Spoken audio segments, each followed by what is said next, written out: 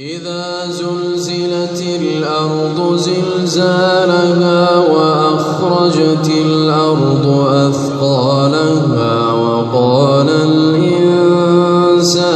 ما لها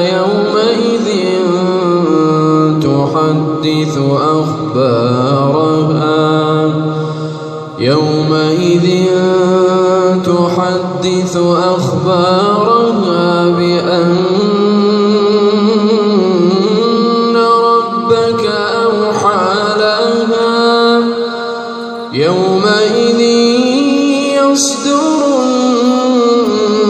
الناس أشتاتا ليروا أعمالهم فمن يعمل مثقال ذرة خيرا يره ومن يعمل مثقال ذرة